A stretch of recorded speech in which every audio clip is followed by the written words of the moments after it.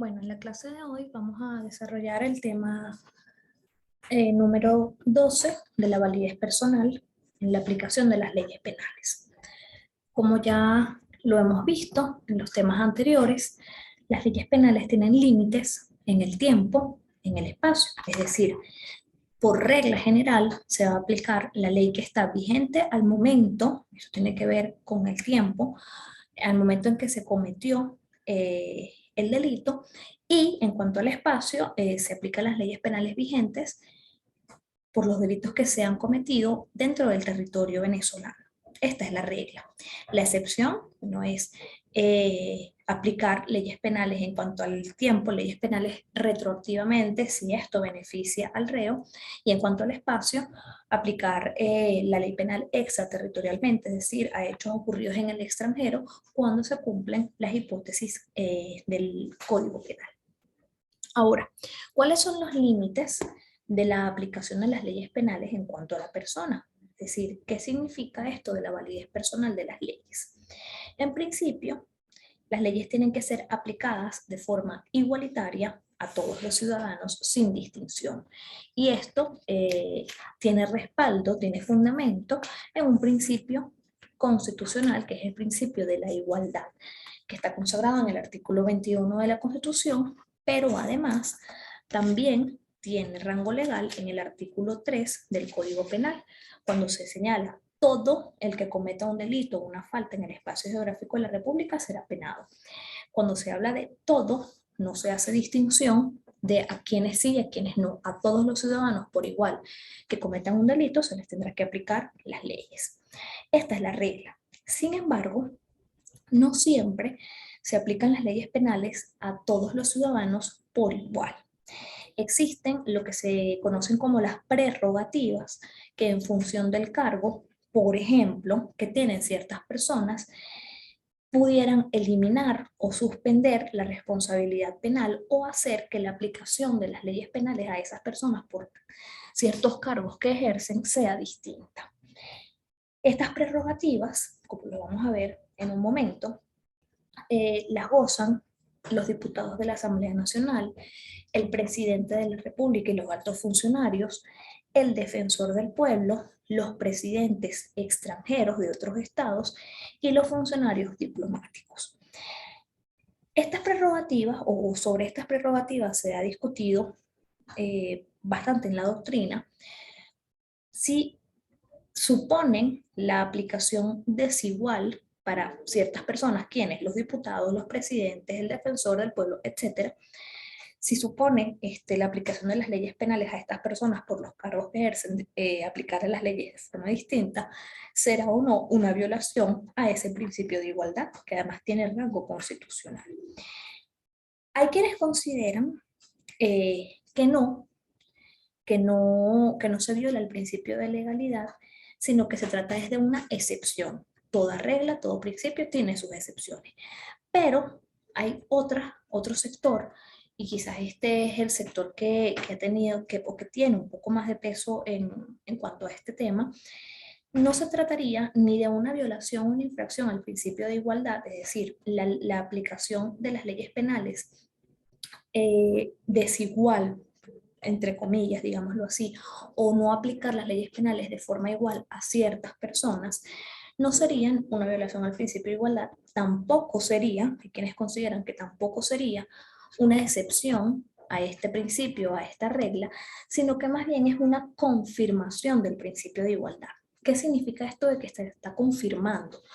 Bueno, recientemente o sobre todo en los últimos años se ha considerado que el principio de igualdad, y hay decisiones jurisprudenciales importantes respecto a este criterio, que el principio de igualdad no supone nada más o no parte de la única premisa absoluta de tratar igual a todos, sino que se trata igual a los iguales, se le aplican las leyes de forma igualitaria a los iguales, pero no puedo tratar a los desiguales de forma igual. Es decir, suponiendo nuestro caso, si entendemos que hay ciertas personas que por el cargo que ejercen no son iguales que todos los ciudadanos, es decir, Gabriela Chaurio, Pedro Pérez, Juan Rodríguez no es igual por el cargo que ejercen, por las funciones que ejercen dentro del Estado, al presidente de la República, a los diputados de la Asamblea Nacional, a funcionarios diplomáticos. Entonces, aplicando el principio de igualdad, su confirmación estaría en tratar a los iguales de forma igual, es decir, a todos los ciudadanos que no tenemos ciertos cargos, pero como no somos iguales a quienes tienen esos cargos, como no somos iguales al presidente, como no somos iguales a los diputados, a ellos no los podemos tratar, o a nosotros no nos pueden tratar los ciudadanos igual que a estas personas. Entonces, el principio de igualdad, y es como se entiende desde modernamente, supone un trato igual a los iguales y un trato, pero nunca un trato igual a los desiguales. Eso hay que tenerlo en cuenta, es decir, hay que tener en cuenta que ante la ley, en principio, todos somos iguales, pero hay ciertas desigualdades que tenemos que tener en cuenta al momento de aplicar las leyes, y esas desigualdades no podemos utilizarlas o no podemos partir de ellas para aplicar las leyes de forma igualitaria a todos. Esto es lo que... Y bueno, hay razones, por supuesto, jurídicas, hay razones de derecho que intentan justificar esta, digamos, desigual aplicación de las leyes. Razones constitucionales, por ejemplo, la protección de cargos públicos y sobre todo por denuncias que pudieran eventualmente resultar falsas. Imagínense que se denuncia al presidente de la República por, por X delito y la denuncia sea falsa. Entonces, bueno, si le aplicamos las leyes penales como nos las aplicaría a cualquier ciudadano, pues eso supondría una interrupción importante de sus funciones como presidente, como jefe de un Estado, y resulta que al final pudiera la denuncia ser falsa, ¿no? Entonces, por eso el presidente tiene ciertas prerrogativas que vamos a ver más adelante, entre ellas el antejuicio de mérito para este tipo de casos. También hay razones de derecho internacional en el caso de los funcionarios diplomáticos o los presidentes de otros estados que están asociadas al respeto a la soberanía, es decir, los representantes de otros estados, ya sean diplomáticos o presidentes de otros estados, están en nuestro territorio representando a ese otro estado que los ha acreditado, y hay que respetar la soberanía aunque estas personas hayan posiblemente cometido un hecho punible. ¿Cuáles son esas prerrogativas que gozan estas personas que ya mencionamos? Bueno, en primer lugar, nos encontramos con la llamada inviolabilidad.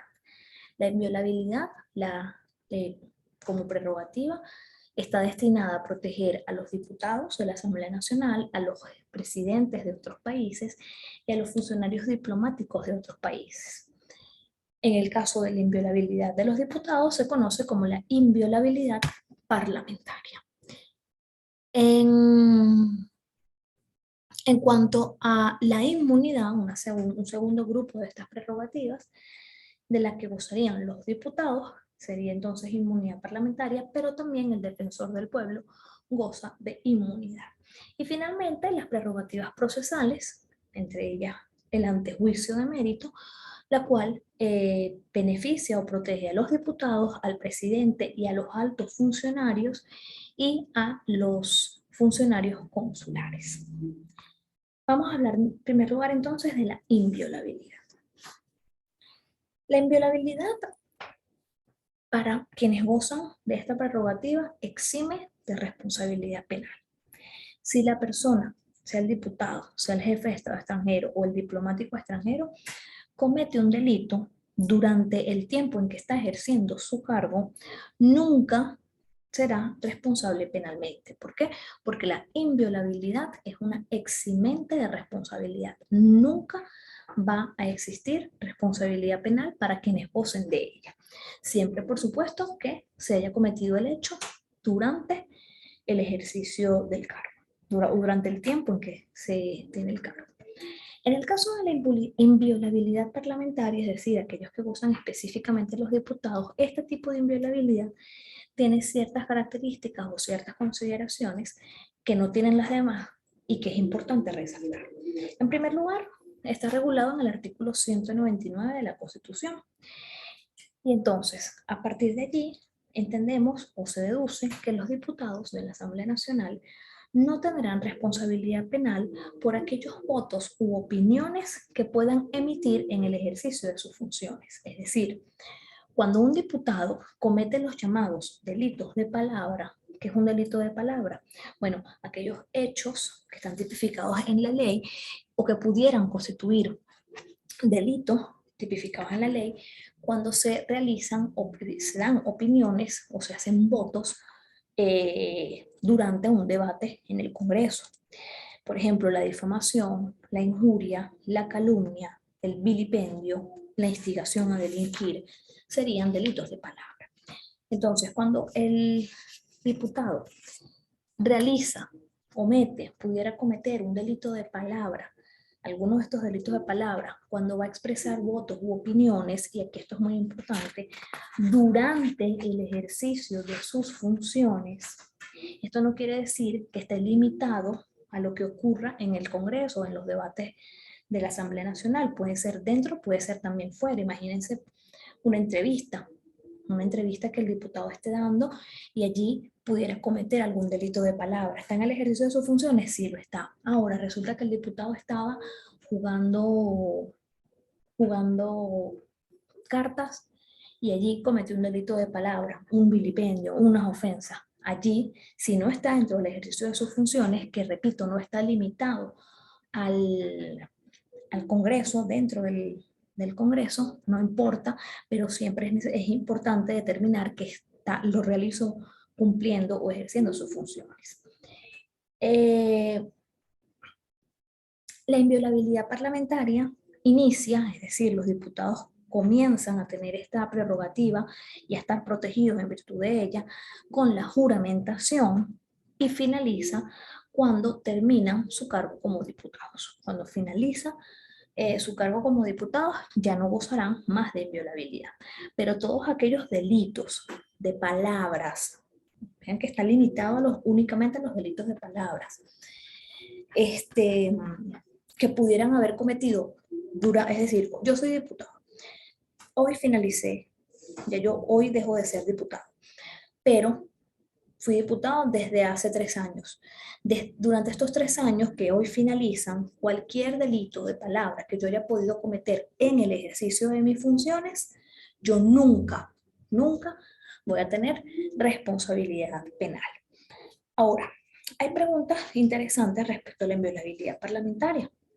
Ok, dijimos que la inviolabilidad exime de responsabilidad, nunca se va a hacer responsable penalmente. Pero, ¿y qué pasa con la responsabilidad civil? ¿Qué pasa si el diputado comete el delito asociado a las palabras, con otras personas? Si otras personas intervienen, es decir, hay partícipes, pero estas intervinientes o estos partícipes no son diputados. Esta pregunta o estas preguntas pueden resolverse a partir de analizar cuál es la naturaleza jurídica de la inviolabilidad parlamentaria.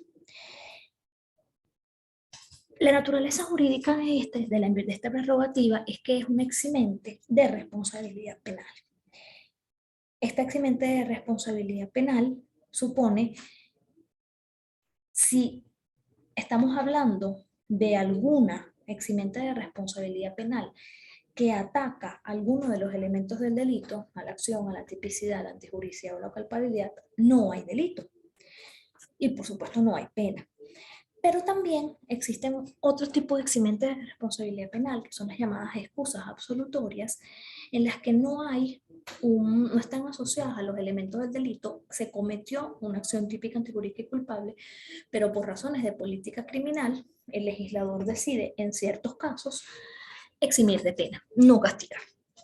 Entonces, entre las eximentes de responsabilidad penal que están asociadas a los elementos del delito están las causas de ausencia de acción, es decir, como lo vamos a ver en 2 temas, este no, sino el que viene no, sino el otro, el siguiente. Para que haya delitos, ya nosotros sabemos que tiene que haber una acción, que esa acción sea típica, sea antijurídica y sea culpable. Ahora, cada uno de estos elementos, acción, tipicidad, antijuridicidad y culpabilidad, tiene ciertas causas que la pueden excluir. Ciertas causas que si el imputado, quien realizó el hecho, las tiene a su favor, no habrá delito.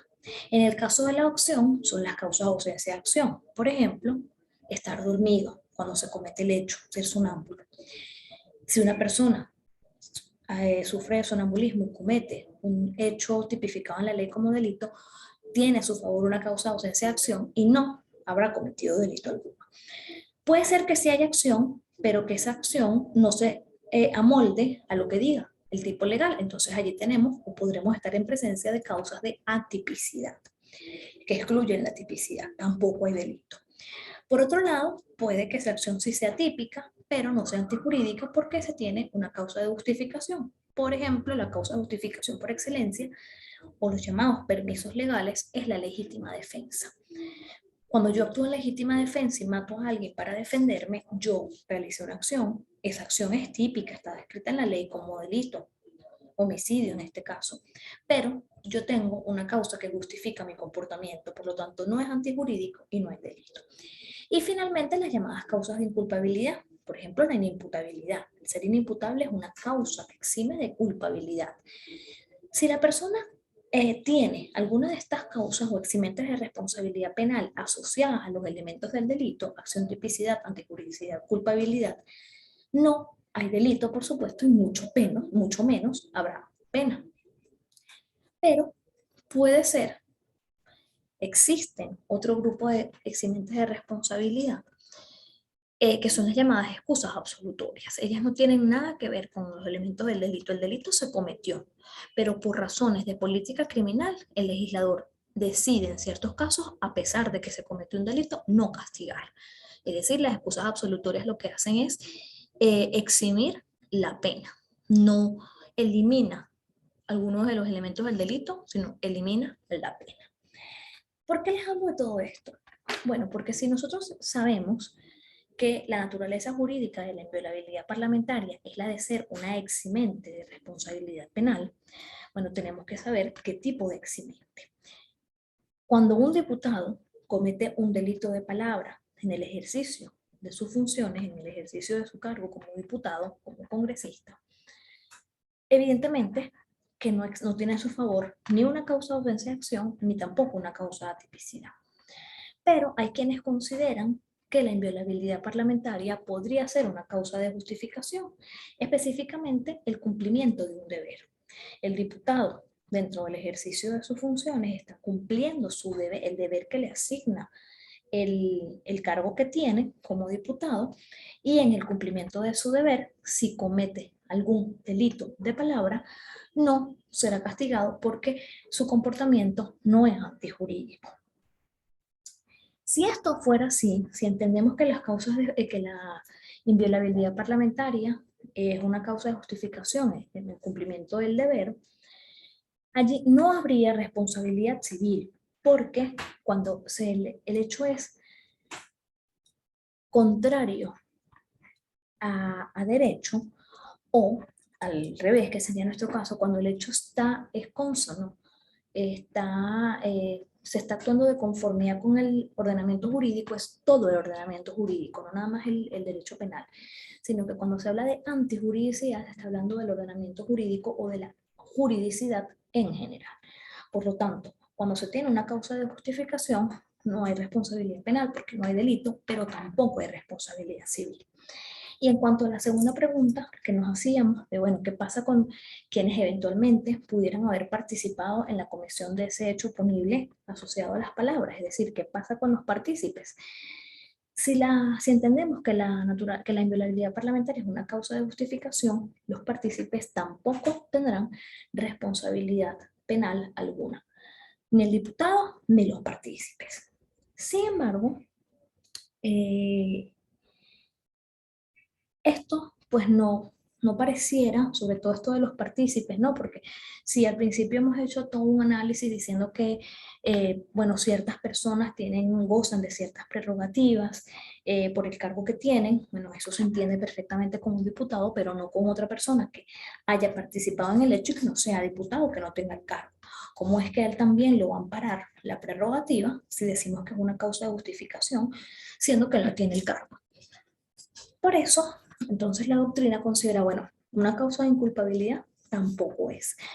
Pero un sector importante de la doctrina considera que la inviolabilidad parlamentaria no es una causa de justificación, sino que es una excusa absolutoria. El diputado que comete un hecho asociado a la palabra cometió un delito, una acción típica antijurídica y culpable, pero por razones de política criminal asociadas a la protección del cargo que el diputado ejerce, se decide no castigarlo con una pena. Pero si esto es así, las consecuencias de entender que la inviolabilidad parlamentaria es una excusa absolutoria, entonces sí podría haber responsabilidad civil, por una parte, y por la otra, los partícipes, aquellas personas que, aunque no sean diputados, pudieran haber participado en la comisión del hecho, sí podrán ser responsables penalmente. El diputado no, porque excusa absolutoria, el legislador decidió no castigarlo. Pero todos aquellos partícipes sí serían responsables penalmente. Una de las razones para entender que la inviolabilidad parlamentaria no es una causa de justificación, además de, bueno, esto de los partícipes, es porque las causas de justificación realmente no eximen de forma plena la responsabilidad penal. Eventualmente, teniendo una causa de justificación, eso lo vamos a ver cuando lleguemos al tema, eventualmente se podría ser responsable. Por ejemplo, cuando una persona se está defendiendo legítimamente, pero se excede en la defensa. Allí se es responsable, solo que se atenúa la pena. Entonces, si nosotros estamos diciendo que la inviolabilidad parlamentaria exime totalmente la responsabilidad penal, tampoco podríamos decir que es una causa de justificación porque, como lo he dicho, las causas de justificación eventualmente pudieran admitir cierta responsabilidad penal, aunque sea atenuada. Entonces, si exime totalmente de responsabilidad penal, lo mejor es entender que la inviolabilidad parlamentaria es una excusa absoluta. Entonces, subsiste la responsabilidad civil y los partícipes que pudieran haber intervenido en esa comisión de ese hecho también serán responsables penalmente. Volvamos al esquema, ¿no? Ya entonces hablamos de la inviolabilidad de los diputados. En cuanto a la inviolabilidad de los jefes o los presidentes de otros estados, esta se rige por el Código Bustamante, artículo 297. Y en cuanto a la inviolabilidad de los funcionarios diplomáticos extranjeros, esta se rige o está regulada en la ley aprobatoria de la Convención de Viena sobre relaciones diplomáticas. Tienen que buscar estos dos instrumentos legales para que tengan una idea de su regulación. La inviolabilidad de los diplomáticos extranjeros no solamente los protege a ellos, eso también tiene ciertas particularidades, sino que abarca a sus familiares y a su residencia. La inviolabilidad parlamentaria es irrenunciable. Una vez, si yo como diputado no quiero gozar de inviolabilidad, tengo que renunciar a mi cargo, pero no puedo yo como diputado decir, ay no, sí, no soy, yo no quiero esa prerrogativa. No.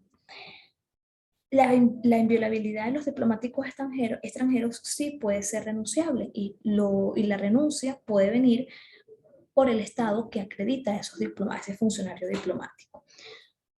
Dura, por supuesto, o aplica solamente durante el cargo de los diplomáticos y, a diferencia de la inviolabilidad parlamentaria, la de los diplomáticos extranjeros protege a estos funcionarios de cualquier delito que pudieran cometer.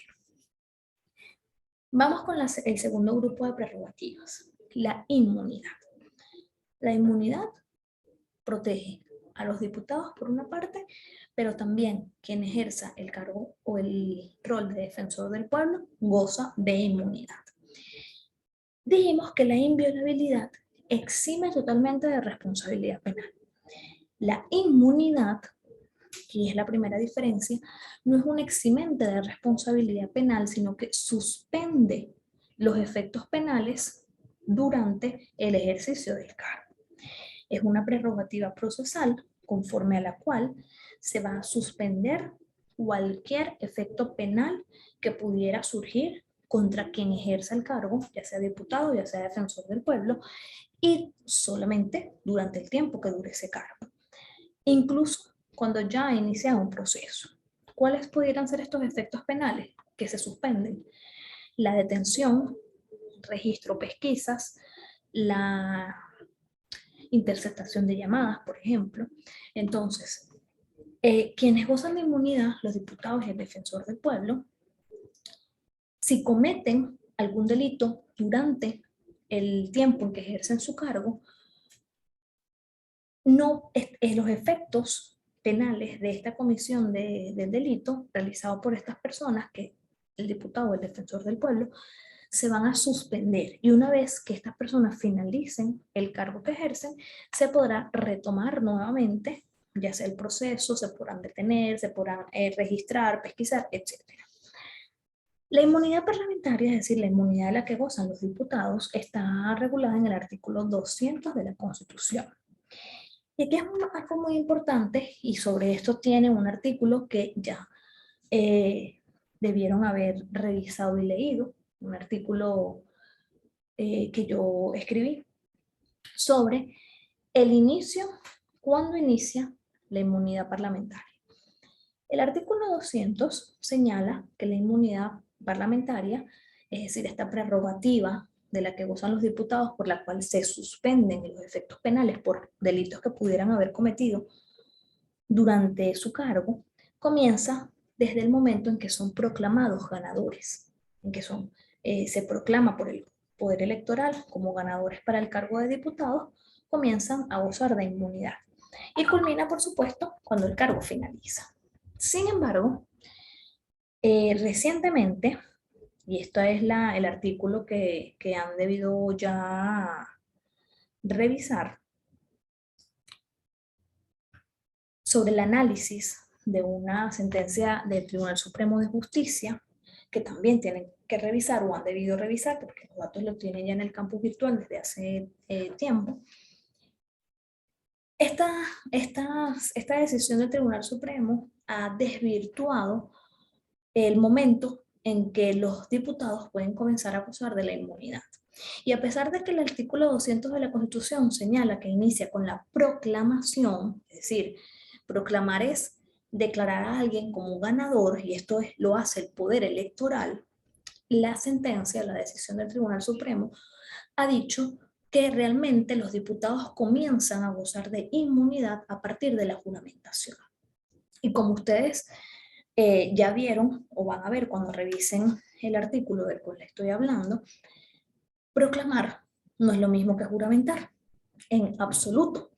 Proclamar es una cosa y juramentar otra. Es decir, que esta interpretación que ha hecho el Tribunal Supremo es totalmente fundamentada en intereses políticos. ¿Cuáles intereses políticos? Bueno, imagínense ustedes, y esto fue lo que ocurrió y lo que ha venido ocurriendo a partir de esa decisión, que si no me equivoco es del año 2010, imagínense ustedes que proclamen ganador como diputado, ganó, lo declaran ganador para el cargo de diputado a Pedro Pérez, que es de algún partido opositor. Qué fácil, ¿no? Si interpretamos correctamente la Constitución, a partir de ese momento, esas personas tienen inmunidad parlamentaria, por lo tanto, cualquier efecto penal, incluso que ya haya iniciado por algún hecho cometido con anterioridad, se va a suspender. Y este señor podrá ejercer su cargo durante el tiempo que lo ejerza, y cuando finalice, bueno, se retomará todos los procesos penales que tenga en su contra, o se iniciarán los que haya que iniciar. Pero durante ese tiempo, desde que se proclama ganador hasta que finalice su cargo, no podrá tener efectos penales en su contra. Bueno, imagínense que pues el Tribunal Supremo decide que no es a partir de la proclamación, sino de la juramentación. Entonces, ¿qué hago? Bueno, esa persona que ya tenía un proceso penal o que inicia un proceso penal en su contra, desde el momento en que se declara ganador hasta la juramentación, pasa un tiempo, pasan unos días, y durante esos días, pues entonces yo lo inhabilito, ¿no?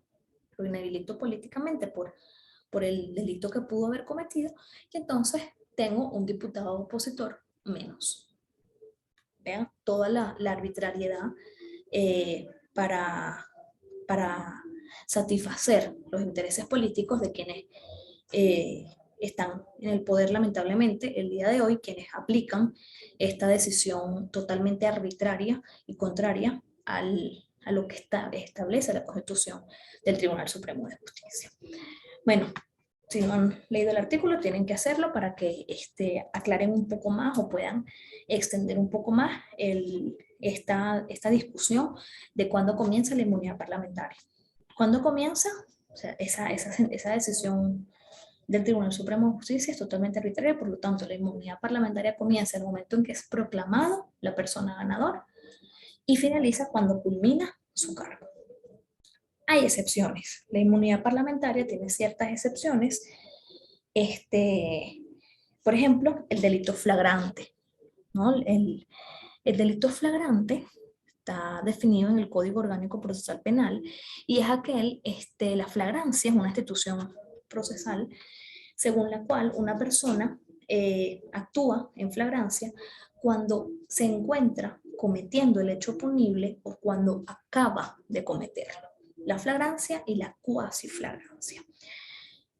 Si un diputado es conseguido cometiendo un hecho punible en flagrancia, sí, ya no gozará de inmunidad, esta es una excepción, sino que tendrá que ser arrestado domiciliariamente en su casa, detención domiciliaria, y deberá iniciarse un antejuicio de mérito. Porque como lo vamos a ver ahora en las siguientes prerrogativas, los diputados también gozan del antejuicio de mérito. Otra excepción es el llamado allanamiento de la inmunidad por parte de la Asamblea Nacional. Si el diputado cometió un hecho punible, pero no fue encontrado en flagrancia, bueno, es posible que el Ministerio Público investigue a ese diputado, no lo puede privar de libertad porque no fue encontrado en flagrancia, y solicita a la Sala Penal del Tribunal Supremo de Justicia que inicie el antejuicio de mérito.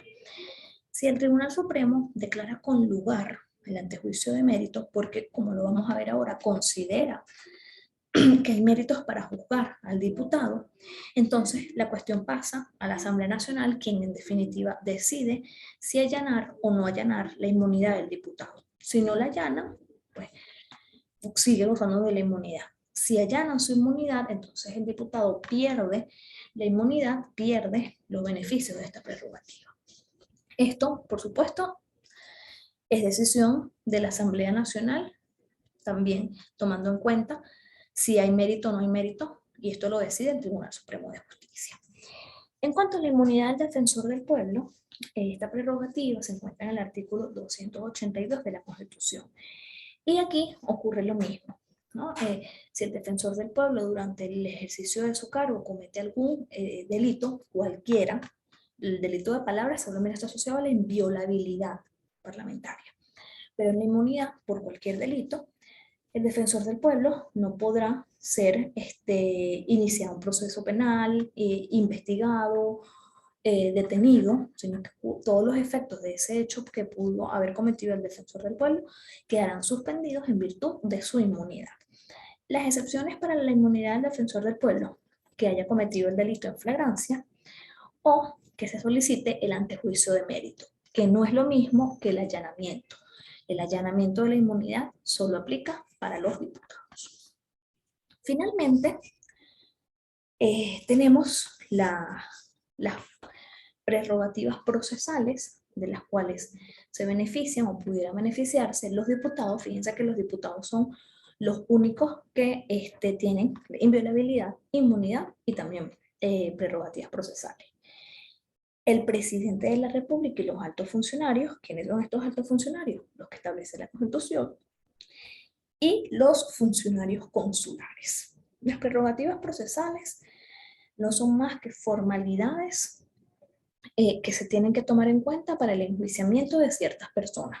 ¿Cuáles personas? Los diputados, el presidente, los altos funcionarios y los funcionarios consulares. ¿Por qué estas personas gozan de estas prerrogativas procesales, de estas formalidades para enjuiciar cuando cometen un hecho punible? Porque como les decía al principio de la clase, no es igual, no es lo mismo enjuiciar a Gabriela Chaurio, que cometió un hecho punible, que al presidente de la República, ¿no? Esto requiere de mayores formalidades y de más obstáculos. ¿En virtud de qué? De la protección del cargo que estas personas ejercen. Em, las- ¿Cómo gozan los diputados de las prerrogativas procesales? Bueno, a partir de la flagrancia, cuando cometen delitos en flagrancia, ¿cuáles son esas prerrogativas procesales? Bueno, que no van a ser detenidos y llevados a una cárcel, sino que gozarán del arresto domiciliario mientras el Tribunal Supremo de Justicia indica si hay mérito o no hay mérito para enjuiciarlo. Y la otra es el allanamiento en el caso de la inmunidad. En el caso del presidente de la República, el antejuicio de mérito, esto está en el artículo 266, numeral 2 de la Constitución, y todo el procedimiento del antejuicio de mérito lo encuentran en la Ley Orgánica del Tribunal Supremo de Justicia. Básicamente, cuando se sospecha que el presidente ha cometido un hecho punible, el fiscal general de la República, el fiscal general, solicita a la Sala Plena del Tribunal Supremo de Justicia que se pronuncie respecto a si hay mérito o no hay mérito para enjuiciar al presidente. Y le corresponderá al Tribunal Supremo decidir. Si no hay mérito, pues esto queda así, pero si el Tribunal Supremo considera que sí hay mérito, es decir, que sí hay razones para enjuiciar al presidente por presuntamente haber cometido un delito, esto pasa a la Asamblea Nacional, quien autoriza el enjuiciamiento y autoriza a que la Sala Plena conozca el caso y dicte una sentencia. A diferencia de la Constitución del 61, en esta Constitución, si el presidente o sobre el presidente recae una investigación penal y un antejuicio de mérito, no va a suspenderse del ejercicio del cargo. Es decir, el presidente va a seguir en el cargo, a diferencia de la Constitución del 61, en donde sí el presidente era separado del cargo mientras se determinaba si había mérito, si no había mérito, y luego, bueno, si era investigado o no. Los altos funcionarios también gozan del antejuicio de mérito, también esto lo conoce la Sala Plena del Tribunal Supremo de Justicia. Fíjense, aquí es importante esto. Si el Tribunal Supremo indica que hay mérito para enjuiciar a estas personas, si el delito es político, según la Constitución del 61, si el delito es político, lo enjuicia o la sentencia la va a dictar el Tribunal Supremo de Justicia. Pero si se trata de un delito común y el tribunal declaró que hay mérito, el proceso penal lo va a llevar un tribunal ordinario, un tribunal de control y luego un tribunal de juicio. Esto cambió con la Constitución del 99. Según la Constitución vigente, si el Tribunal Supremo de Justicia declara que existen méritos para enjuiciar al presidente o a los altos funcionarios, tanto como para delito común como para delito político, el proceso lo va a llevar el Tribunal Supremo de Justicia, nunca un tribunal ordinario. Bueno, con esto, pues entonces finalizamos el tema de la validez personal, las prerrogativas como las tienen allí en el esquema, es la inviolabilidad, la inmunidad y las prerrogativas procesales, entre ellas el antejuicio de mérito. En cuanto a la inviolabilidad parlamentaria, se diferencia de la inviolabilidad diplomática, es decir, la que gozan los diplomáticos extranjeros, porque la parlamentaria es personalísima, está limitada únicamente a delitos de palabra dentro del ejercicio de sus funciones. La de los diplomáticos extranjeros no es personalísima porque se extiende también a sus familiares, incluso a su residencia. No está limitada a delitos de palabra y la inviolabilidad parlamentaria hablamos que es una excusa absolutoria, exime de responsabilidad. En cuanto a la inviolabilidad, bueno, en cuanto a la inmunidad, pues sobre todo la inmunidad parlamentaria, toda la discusión que ha generado la decisión del Tribunal Supremo de Justicia es entender que no comienza con la proclamación, sino con la juramentación. La inmunidad parlamentaria, a diferencia de la inviolabilidad, suspende los efectos que pudiera tener la comisión del delito. Solamente esa suspensión va a durar en el ejercicio del cargo. Una vez finalice el cargo, se podrán activar todas las investigaciones o todos los procesos penales o incluso el castigo, la ejecución de la pena que pudiera haber en contra de quien ejercía el cargo de diputado. Y bueno, las excepciones, el allanamiento de la inmunidad que le corresponde a la Asamblea Nacional o el delito flagrante que da lugar a un antejuicio de mérito. Y bueno, finalmente las prerrogativas procesales, el presidente y alto funcionario es el antejuicio de mérito, lo solicita el fiscal general de la República, por supuesto teniendo suficientes elementos de convicción al Tribunal Supremo para que declare si hay o no hay mérito. Y si hay mérito, según la Constitución vigente, cualquier delito que se le investigue o por el cual se esté procesando al presidente o al alto funcionario, lo lleva al Tribunal Supremo de Justicia. Y en cuanto a las prerrogativas pues, de los diputados, la flagrancia, como ya lo dijimos, y el allanamiento. Con esto, entonces, finalizamos bueno, y no olvidar esta aparte que hicimos de la naturaleza jurídica de la inviolabilidad parlamentaria como eximente de responsabilidad penal. Para algunos causas de justificación, para la doctrina mayoritaria, excusa absolutoria. Con esto finalizamos entonces el tema de la validez personal y finalizamos este primer corte del programa. La siguiente clase ya comenzamos con, digamos, el segundo corte, la segunda parte, y vamos a empezar con la introducción a la teoría del delito. Ya dejamos atrás todos los fundamentos, los principios, las categorías esenciales y fundamentales que tenemos que conocer del derecho penal e iniciamos con el delito propiamente, con la teoría del delito y sus elementos. Bueno, finalizo entonces la clase.